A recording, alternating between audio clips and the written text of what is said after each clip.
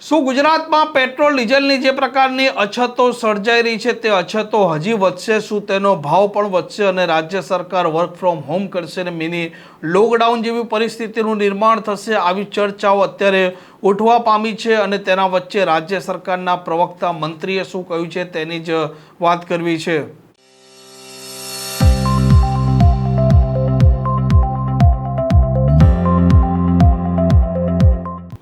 નમસ્કાર, આપ જોઈ રહ્યા છો હોટલાઇન ન્યૂઝ અને હું છું આપણી સાથે તોફિક ગાંચી। અત્યારે ગુજરાતના જે મોટા શહેરો છે તેમાં પેટ્રોલ ડીઝલ છે તેની અછત વર્તાઈ રહી છે અને ઘણી જગ્યાએ પેટ્રોલ ડીઝલ મળી પણ નથી રહ્યું અને ઘણી જગ્યાએ આ લાઈનો પણ દેખાઈ રહી છે અને સૌ કોઈ લોકો હવે ચિંતિત છે કે જે પ્રકારે પેટ્રોલ ડીઝલ અને સીએનજીના ભાવ વધ્યા છે તો અન્ય વસ્તુઓ છે, માલ સામાન છે તેના પણ ભાવ વધશે અને ગુજરાતમાં શું હવે મિની લોકડાઉન જેવી પરિસ્થિતિનું નિર્માણ થવા જઈ રહ્યું છે? આ દરેક મામલે રાજ્ય સરકારના પ્રવક્તા જીતુ વાઘાણીએ શું કહ્યું છે તેમને પણ સાંભળો।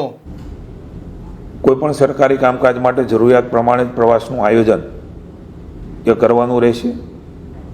શક્ય હોય ત્યાં સુધી પ્રવાસ ન કરીને ઇલેક્ટ્રોનિક ઉપકરણો, અલગ અલગ ટૂલ્સ દ્વારા ટેકનોલોજીનો ઉપયોગ કરીને જરૂરી ન હોય ત્યાં સુધી આ પ્રવાસ ટાળીને મીટિંગ બોલાવવાના બદલે વીસી દ્વારા ઓનલાઈન માધ્યમથી બેઠકો યોજવાનો પણ સરકારે નિર્ણય કર્યો છે। અનિવાર્ય ન હોય ત્યાં સુધી વિદેશ પ્રવાસ પણ ટાળવાની રાજ્ય સરકારે નિર્ણય કર્યો છે। વિદેશમાં અલગ અલગ પ્રકારની તાલીમ, પરિસંવાદો, અભ્યાસ વગેરે યોજાતું હોય છે એ બને ત્યાં સુધી ફરજિયાત ન હોય ત્યાં સુધી ટાળવાનું।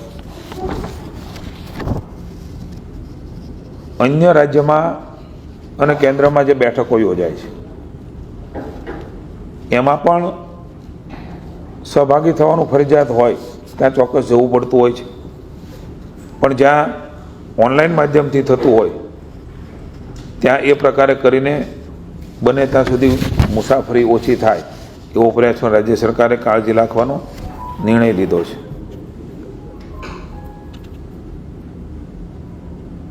અધિકારી કર્મચારીઓ સરકારી કામકાજ માટે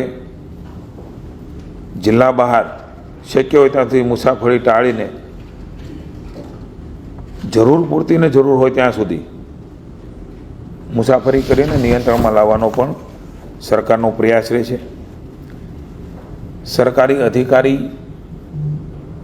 કર્મચારીઓ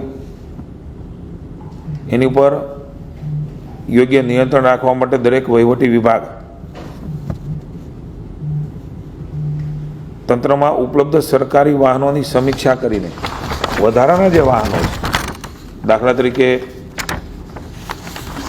હું પણ મંત્રી તરીકે કોઈ એક પરિષદનો ચેરમેન હોઉં તો મને પણ જે ગાડી મળી હોય તો મેં પણ મારા હમણાં જ ઓફિસમાં કહ્યું છે કે જમા કરાવી દેવાની છે। આ પ્રકારે અનેક અધિકારીઓ અલગ અલગ જગ્યાએ જવાબદારીઓમાં હશે તો એ બોર્ડ કોર્પોરેશન કંપની હશે, વધારાનો ચાર્જ હશે। મળવાપાત્ર એક મુખ્ય વાહન સિવાય તમામ સરકારી વાહનો તાત્કાલિક ધોરણે વાહન પુલ એટલે વ્હીકલ પુલમાં જમા કરાવી દેવાનો પણ નિર્ણય એ રાજ્ય સરકારે કર્યો છે।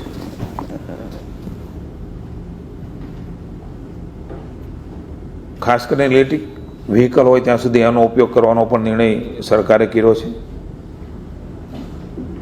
પર્યાવરણને ઈંધણની બચત માટે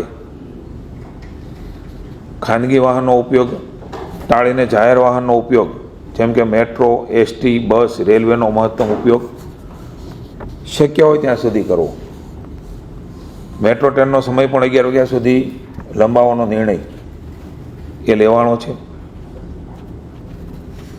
આગામી 6 મહિનામાં તમામ સરકારી કેન્ટીનોમાં પાઇપ ગેસ કનેક્ટિવિટી પીએનજી એ ફરજિયાત બનાવવાનો નિર્ણય પણ સરકારે લીધો છે। તમામ સરકારી સંસ્થાઓમાં ચીજવસ્તુઓ સ્થાનિક ઉત્પાદન, એમએસએમઈ, લઘુ અને મધ્યમ ઉદ્યોગો એટલે કે ભારતીય મૂળની સેવાઓનો આગ્રહ બને ત્યાં સુધી રાખવો। ખાસ રાજ્ય સરકાર દ્વારા વિનંતી છે સમગ્ર જનતાને ગુજરાતની, કોઈ પણ ગભરાટમાં આવ્યા વગર કરવામાં આવતી ખરીદીનો બિનજરૂરી સંગ્રહખોરી ન થાય અને ઉત્સાહિત ન થવા માટે થઈને પણ જનજાગૃતિનું એક અભિયાન પણ જરૂર પડે રાજ્ય સરકાર ચલાવશે. પણ રાજ્ય સરકાર વતી હું વિનંતી કરું છું કે કોઈ પણ ગભરાટમાં આવ્યા વગર સંગ્રહખોરી ન કરીએ અને કરતા હોય તો એનું ધ્યાન પણ દોરીએ. અલગ અલગ કાર્યક્રમોમાં બને ત્યાં સુધી સાદગીપૂર્વક અને લોકાર્પણના કાર્યક્રમને વર્ચ્યુઅલથી કરવા માટેનો આગ્રહ એ રાખો. આ પ્રકારે રાજ્ય સરકારે એક એસઓપી ટાઈપ બને ત્યાં સુધી આ પ્રકારનો આગ્રહ રાખીને કામગીરી કરવાનો નિર્ણય એ રાજ્યની સરકારે લીધો છે. આ પ્રકારના સમાચાર માટે હોટલાઇન ન્યૂઝ ચેનલને લાઇક શેર અને સબસ્ક્રાઇબ કરવાનું ભૂલતા નહીં. નમસ્કાર. આવા પ્રકારના વિડીયો તમને જોવા ગમતા હોય તો હોટલાઇન ન્યૂઝ ચેનલને લાઇક, શેર અને સબસ્ક્રાઇબ કરો.